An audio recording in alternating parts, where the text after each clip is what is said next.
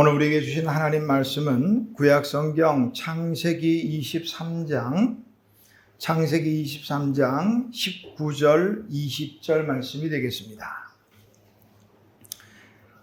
우리 성경 첫 번째 책 창세기 23장, 제가 가진 책으로 구약성경 30페이지에 있습니다. 창세기 23장 19절 20절 말씀이 되겠습니다. 자, 찾으신 줄 알고 오늘 우리에게 주신 하나님의 기록된 계시의 말씀을 제가 봉독합니다. 하나님의 말씀을 경청하시기 바랍니다.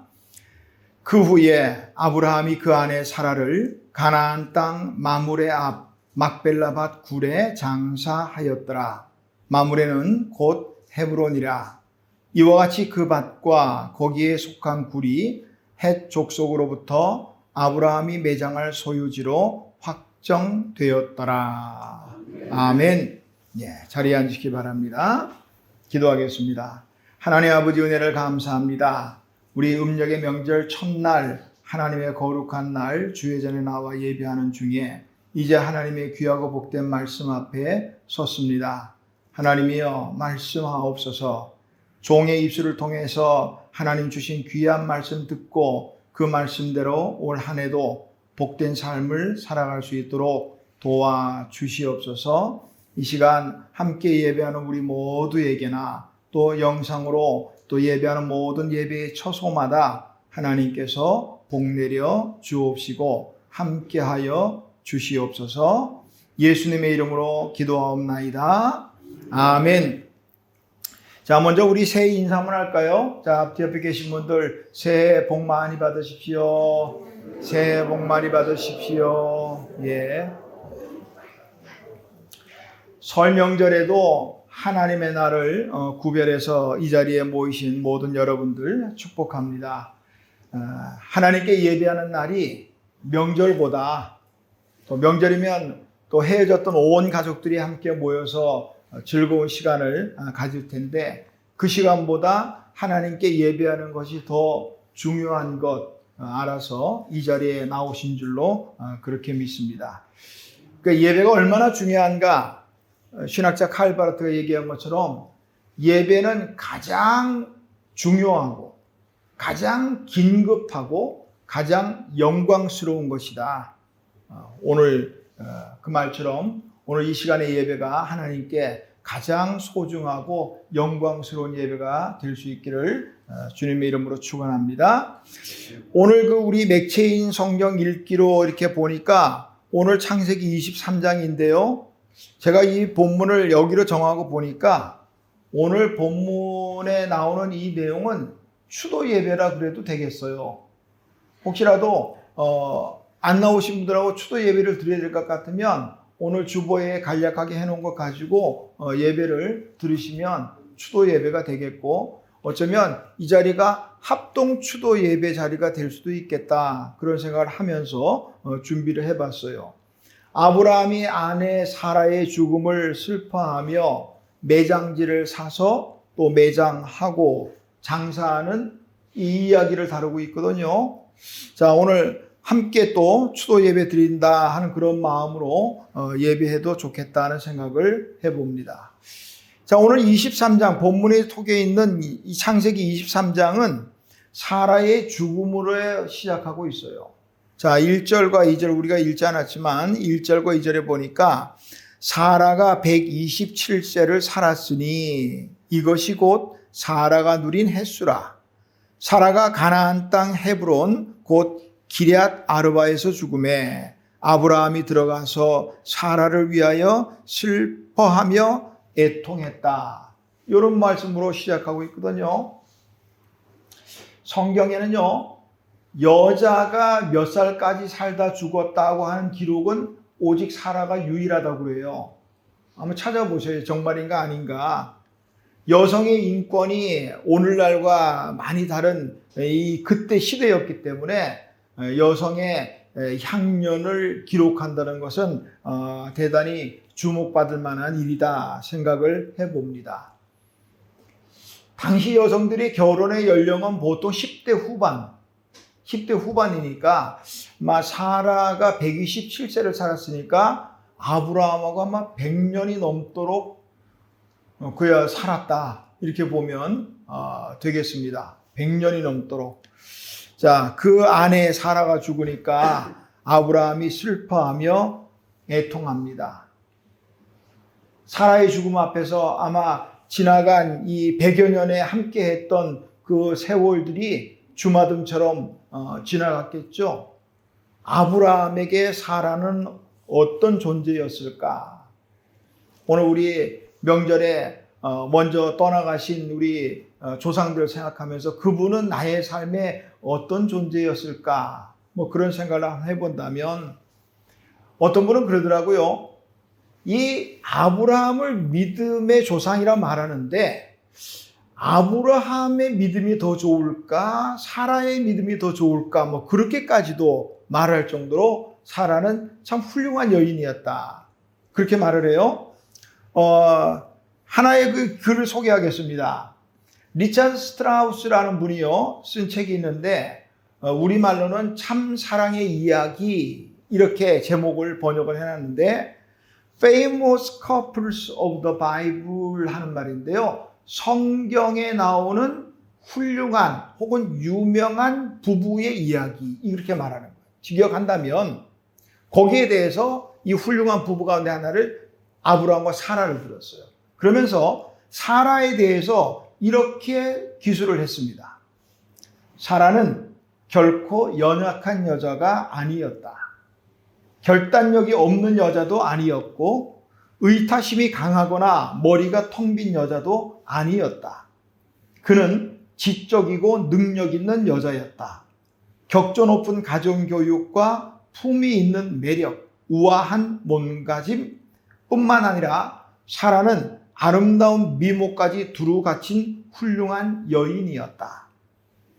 그런데 그러한 그녀가 어느 날 남편 아브라함에게 하나님의 말씀이 먼저 떨어지고 또 그 말씀이 자신과 온 가족에게 전해졌을 때 사라는 자기 남편에게 떨어진 그 하나님의 말씀이 말씀대로 이루어질 때까지 항상 남편을 돕고 남편의 뜻을 따르기 시작했다.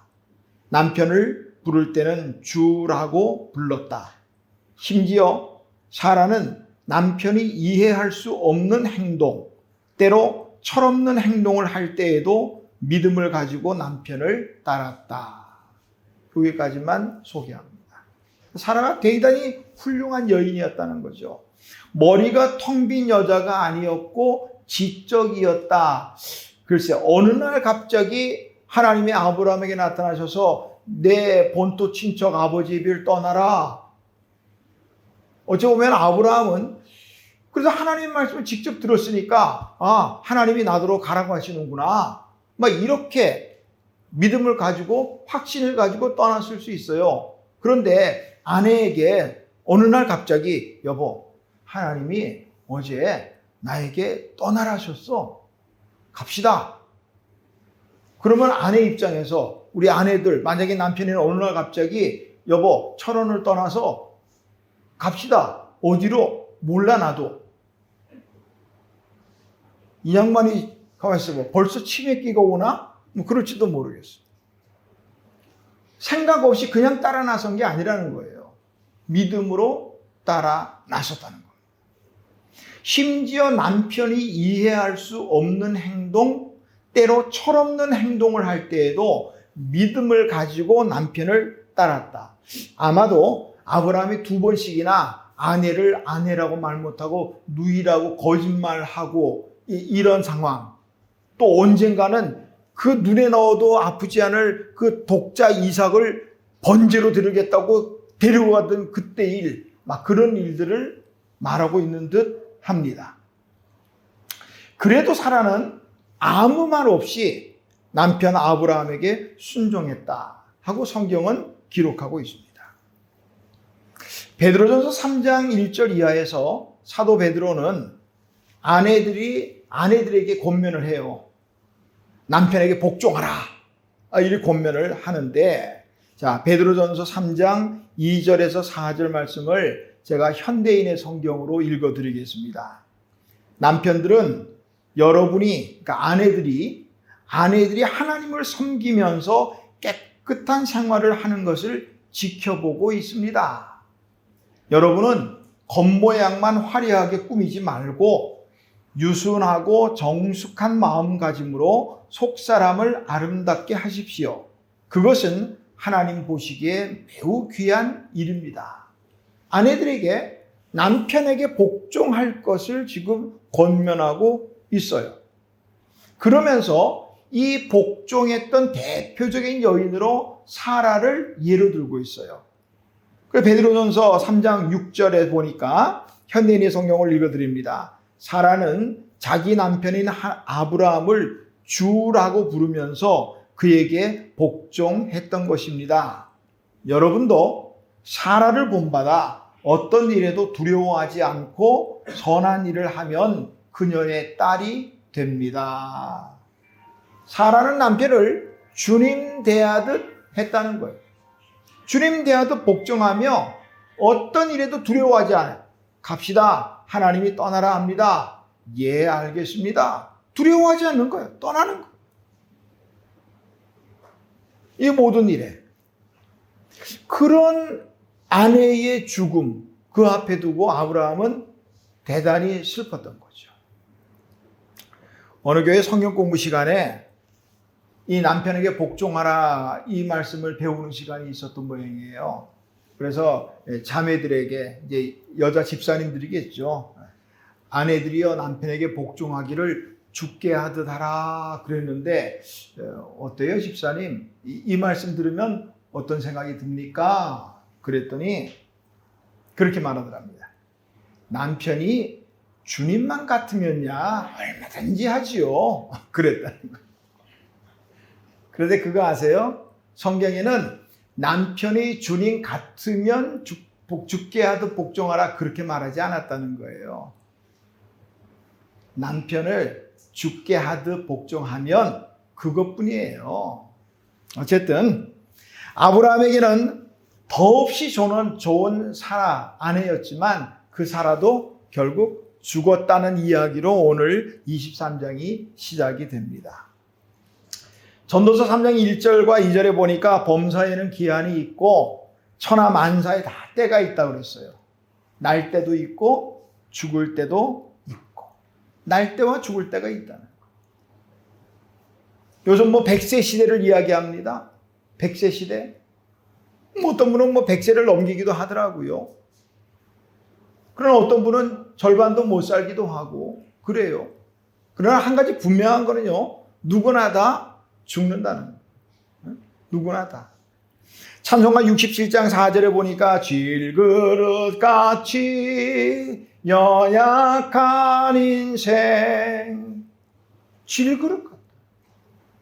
깨지기 쉽다는 거예요.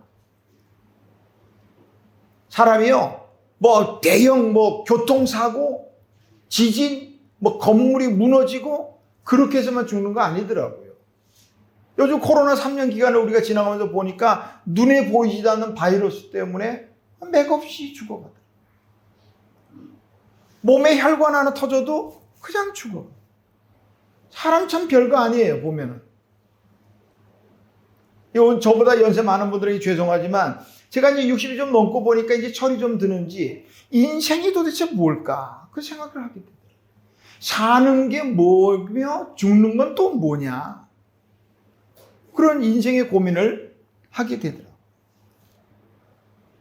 별거 아니에요, 인생이요. 그러므로 지금 혹시 제 이 설교가 들린다면, 또 영상으로 제 설교를 들을 수 있는 분이라면 감사하십시오. 하나님의 은혜로 지금 우리가 이 자리에 앉아있고 다 듣고 보고 은혜 받는 거니까 말이죠. 감사한 거예요. 그러나 또한 장담하지 마세요. 우리 생명이 지금은 이렇게 또 멀쩡한 것 같지만 잠시 후에 어떻게 될지 그건 또 아무도 모른다 이 말이에요. 어쩌면 이 설교가 제 마지막 설교가 될지 누가 압니까? 또 여러분 가운데 오늘 부른 찬송이 마지막 찬송이 될지 누가 알아요? 아무도 알 수 없다. 지혜로운 인생은요, 준비된 인생입니다.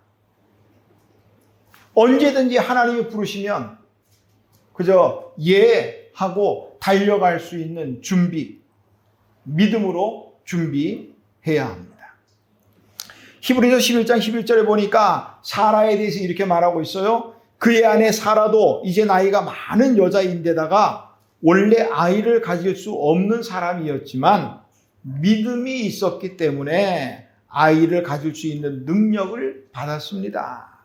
사라는 약속해 주신 분을 진실한 분으로 믿었던 것입니다. 믿음으로 준비해요. 여러분, 저나 여러분, 누가 먼저 갈지 몰라요. 믿음으로 잘 준비했다가 언젠가 누가 먼저 가더라도 나중에 하나님 품에서 만나시기를 주님의 이름으로 축원합니다. 자, 아브라함이 당시 헤브론 땅의 주인인 헷 족속에게 아내 사라를 장사하기 위해서 매장할 땅을 달라고 요청을 합니다. 그 요청하는 가운데 자 3절과 4절 말씀을 한번 보실까요? 그 시신 앞에서 일어나 나가서 헷 족속에게 말하여 이르되 나는 당신들 중에 나그네요 거류하는 자이니 당신들 중에서 내게 매장할 소유지를 주어 내가 나의 죽은 자를 내 앞에서 내어다가 장사하게 하시오. 여기서 주목해야 될 단어가 뭐냐면 나그네라는 단어. 나는 당신들 중에 나그네요. 지금 요때가요. 아브라함이 본토 친척 그러니까 갈대아 우르를 떠난 지 대략 60년이 조금 넘은 때입니다. 60년이 넘는 동안 아브라함은 한 평의 땅도 없다는 거예요, 지금. 아내의 묘를 쓸 한 평 땅이 없는 거예요. 그러니까 지금 이제서야 땅을 살려는 거예요. 간단해요. 아브라함은 이 땅을 살아가는 동안에 나그네로 살았기 때문에 그랬던 거예요. 지금 혹시라도 한 평 땅 때문에 혹은 내가 가진 집 때문에 혹시라도 전전긍긍 집착 하나님 부르시면 그거 다 소용없잖아요.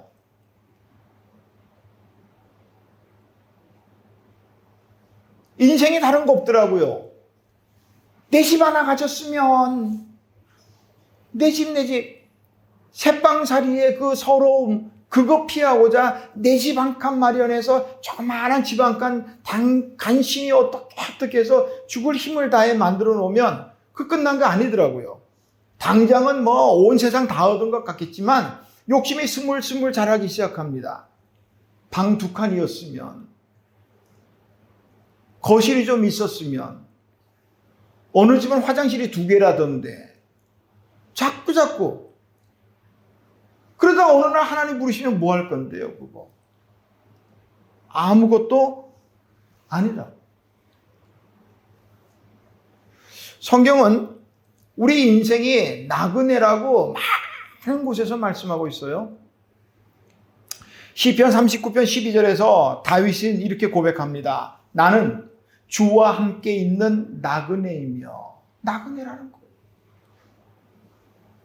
히브리서 11장에는 믿음의 사람들을 쭉 소개하고 있죠. 믿음으로 아벨은, 에녹은, 노아는, 아브라함은, 사라는, 이삭은, 야곱은 쭉 믿음의 사람을 소개하면서 13절, 14절에 이렇게 말씀합니다. 이 사람들은 지금까지 소개한 믿음의 사람들 말하는 거예요. 이 사람들은 다 믿음을 따라 죽었으며 약속을 받지 못하였으되 그것들을 멀리서 보고 환영하며 또 땅에서는 여기가 중요해요. 땅에서는 외국인과 나그네임을 증언하였으니 나그네로 살았다. 그러니까 믿음의 사람들의 삶은 나그네의 삶이라 하는 것을 지금 말씀하고 있습니다. 그들이 이같이 말하는 것은 자기들의 본향 찾는 자임을 나타냅니다. 우리에게는 본향이 있어요. 지금 사는 이 땅이 우리의 본향 아니에요. 하나님의 나라, 그 나라 본향이 있다는 말이에요. 그곳을 우리가 가기까지는 우리는 이 땅에서 나그네로 살아가고 있다. 베드로전서 1장 1절과 2절에서 사도 베드로는 성도의 정체성을 분명히 말합니다. 예수 그리스도의 사도 베드로는 본도와 갈라디아, 갑바도기아, 아시아와 비두니아에 흩어진 나그네 된 자들에게 이 편지를 지금 쓰고 있다는 말이에요. 그러면서 베드로전서 2장 11절에서 이렇게 권면합니다. 사랑하는 자들아, 거류민과 나그네 같은 너희를 권하노니 영혼을 거슬러 싸우는 육체의 정욕을 제어하라. 성도는 어떤 사람인가? 이 땅을 살아가는 동안 나그네로 살아가는 사람. 이게 바로 성도의 정체라는 말이에요. 자, 아브라함을 보세요. 다시 한 말씀이지만 지금 그렇게 사랑했던 100년이 넘게 해로했던 그 아내 사라를 매장할 땅 한 평이 없다는 거예요. 나그네로 살았기 때문에 일어난 일입니다. 어느 가수가 부른 것처럼 인생은 나그네 길이라고 그러죠. 자, 살아가는 동안에 몇 종류의 사람이 있어요. 어떤 사람은 나그네로 살면서도 나그네인 줄 모르는 사람이 있어요. 그러는 사람들은 이 땅에 있는 것들에 집착하며 살아갑니다. 이 땅에 있는 물질을 어떻게 하든 소유하고 싶어하고 집착하고 노세 젊어서 노세 늙어지면 못 논다고 그냥 쾌락주의. 쾌락의 끝판이 어딜까요? 요즘 우리나라 보니까 마약 때문에 난리더구만요. 응? 그렇게 정말 좋은지 난 모르겠지만 응? 그렇게 산다고. 그 나그네인지 모르니까 그렇게 살아가요. 자신이 나그네 삶을 살면서도 나그네인지 모르는 사람들이 부르는 노래가 있더라고요. 이해란 가수가 부른 100세 인생이라는 노래가 그 노래 같아 보니까. 예? 거기는 60 밑에는 사람도 사는 것도 아니에요. 60세에 저 세상에서 날 오라 하거든 아직은 젊어서 못 간다고 그러더래. 70세에 데리러 오면 할 일이 아직 남아있어도 못 간다네. 80세에 데려오면 아직은 쓸만해서 못 가고 90세에 날 데리고 오면 알아서 갈 테니 재촉하지 말랍니다. 100세 때에 데리러 오거든 좋은 날 좋은 시에 알아서 갈 테니. 그런 사람들은 나그네를 생각 안 하는 거예요. 이 땅에서 영원히 살 것처럼 살아가는 거예요. 그러니까 이 땅에 썩어질 것들에 마음을 두고 살아갑니다. 그런가 하면 어떤 사람은 나그네라는 생각이 너무 깊이 들어가니까 염세주의에 빠져버려요. 이 세상 다 쓸데없어. 다 필요 없어. 인생에 무슨 가치가 있어? 될 대로 되라. 뭐 어떻게 되겠지? 삶을 포기해버려. 그러나 오늘 우리는 어떤 사람들이냐? 나그네임을 분명히 알고 살아가는 사람. 그런 사람들은 현재의 삶에 충실합니다. 이 생이 영원하지 않다는 걸 알지만 이 생의 삶에 충실합니다. 구원의 기쁨과 감격으로 살아갑니다. 나그네임에도 불구하고 나그네인지를 모르는 사람들은 자기가 인생의 주인이에요. 그래서 자기가 어떻게든 만들어 가야 돼요. 나의 행복한 삶을 위해서 어떻게 하든. 그러나 나그네임을 아는 사람은요, 내 인생의 주인이 누구예요? 아버지 하나님이란 말이에요. 하나님께 맡기는 거예요. 내 주여 뜻대로 행하시옵소서. 그렇게 살아가는 거예요.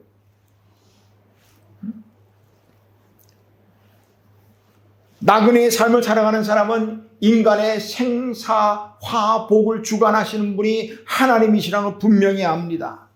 그렇기 때문에 우리의 가장 좋은 인도자이시는 그분에게 내 나그네 삶을 맡기는 거예요. 하나님이 우리의 삶을 인도하시고 때로는 위험에서도 보호하시는 겁니다.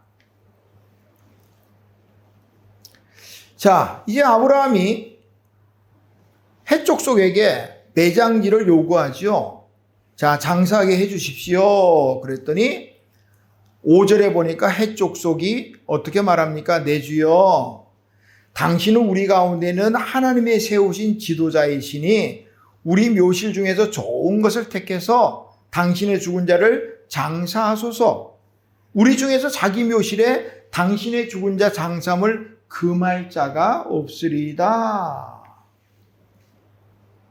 그러나 아브라함은 한사코 그냥 얻고 싶진 않아요.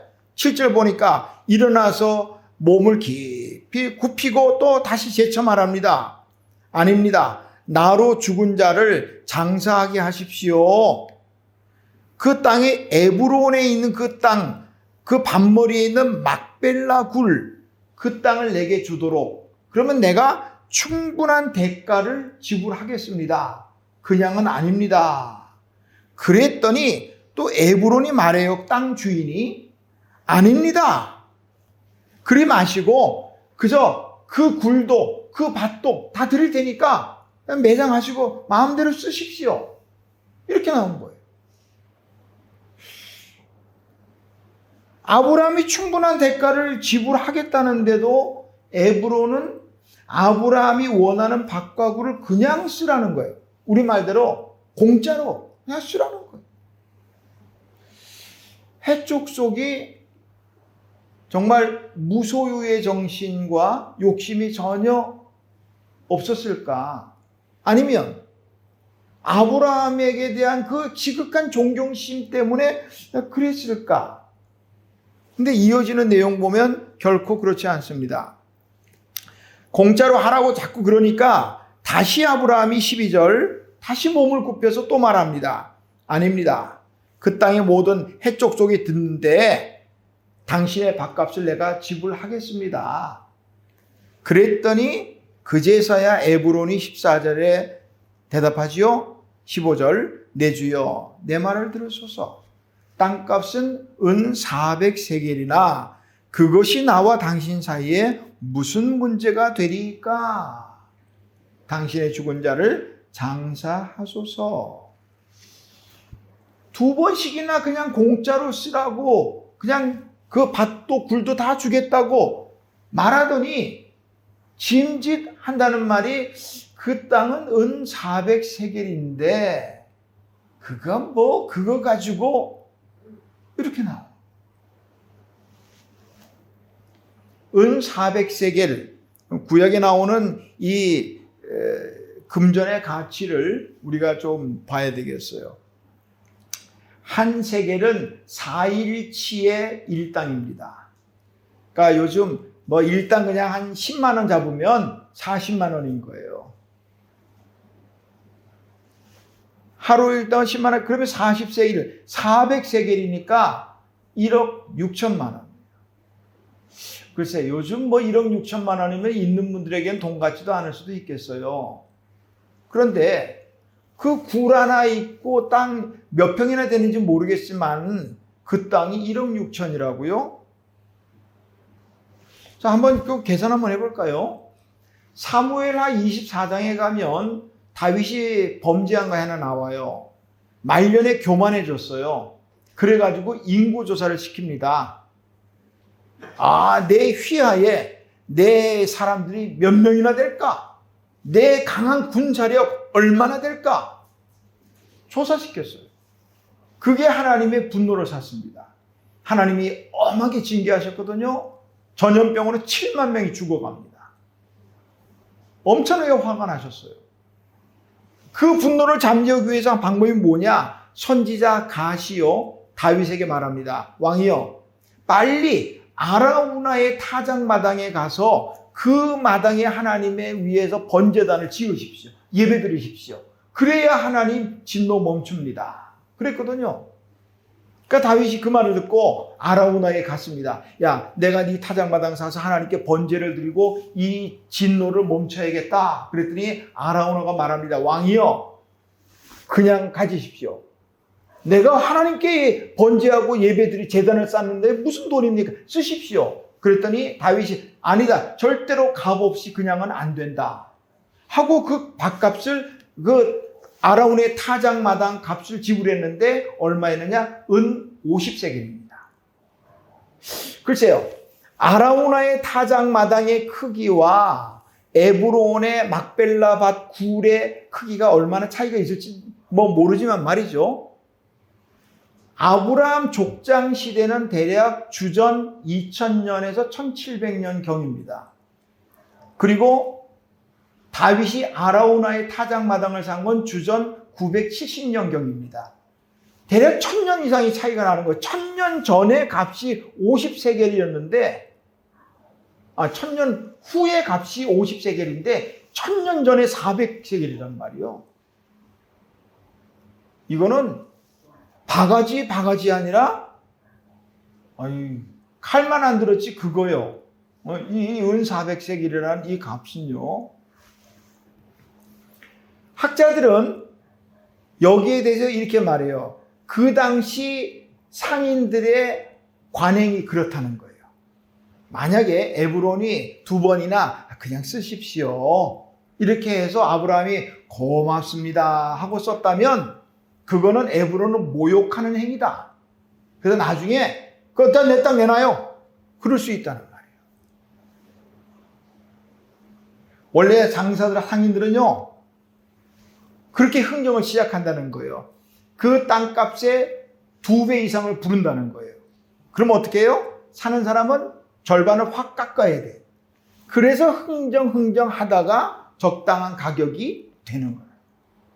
요즘 우리도 보면 그런 경우가 있어요. 어떤 분은 값을 올려놓고 50% DC 깎아주는 것처럼 그리고 제 값에 사는 거예요. 그게. 이런 나쁜 사람들이 있어요. 그러니까 마치 이 말씀에 그 생각이 나. 일본에는 2가지 마음이 있다고 그래요. 단어 혼내라는 마음이 있죠. 그 속마음이란 얘기요. 또 다데마에라는 마음이 있다고 그래요. 이게 쉽게 말하면 겉마음이에요. 겉으로는 그냥 쓰십시오 했는데 혼내 속마음은 400세겔 이렇게 나와요. 어쨌든 아브라함은 400세겔을 흥정하지 않습니다. 한 푼 깎지 않고 그대로 다 주고 그 땅을 사서 아내 사라를 장사 지내고 오늘 읽은 본문의 말씀 20절 보니까 그때부터 그 땅이 아브라함의 땅이 되었다. 그리고 헤브론의 이 땅은 결국 400여 년이 지난 후에 애굽에서 돌아온 이스라엘 백성들의 약속의 땅이 되는 겁니다. 한 가지 더 생각할 것은요. 그 땅은 아브라함이 아내 사레를 장사 지내기 위해서 산 땅이지만 동시에 자신을 위한 땅이에요. 내일 오늘 말씀들 계속 읽어 나간다면 내일 읽을 말씀 보면 창세기 24장은 24장 지나서 25장에는 아브라함이 죽습니다. 그리고 어디 묻히느냐? 여기에 묻힌다는 거예요. 아브라함. 그러니까 자기의 무덤을 자기가 산 거예요, 지금. 자기 땅을. 아브라함뿐이 아니에요. 자, 창세기 25장 9절에서 10절에 보면 창세기 49장 31절에 보면 이삭도 여기에 묻히고 리브가도 여기에 묻히고 야곱의 아내 레아도 여기에 묻히고 야곱은 죽음을 앞두고 마지막 유언을 합니다. 나를 그곳에 장사 지내라. 그러니까 이스라엘의 모든 열조가 여기에 잠들게 되었다. 우리가 부르는 복음성가 가운데 이 산지를 내게 주소서 그 노래의 배경이 되는 땅이 바로 헤브론 여기입니다. 갈렙이 여호수아에게 나에게 이 산지를 주소서 얻은 땅이 바로 이 땅이라 하는 말입니다. 그리고 약 400년이 흐른 뒤 아브라함이 소유했던 이 땅은 이스라엘 백성들의 영원한 안식처가 되었다 하는 사실입니다. 오늘 우리에게 영원한 안식처는 어디일까? 이 땅 아니에요. 이 땅에서 찾지 마세요. 이 땅에 이 땅 하지 마세요. 우리 하나님의 나라. 주님은 우리의 영원한 안식처가 어디에 있는지 이렇게 말씀합니다. 요한복음 14장 2절에서 3절에 보니까 내 아버지 집에는 거할 곳이 많도다. 내가 너희를 위하여 거처를 예비하러 가노니 가서 너희를 위하여 거처를 예비하면 내가 다시 와서 너희를 내게로 영접하여 나 있는 곳에 너희도 있게 하리라. 우리의 영원한 안식처, 우리의 거할 곳은 저 천국 하나님의 나라라고 말씀하시는 거죠.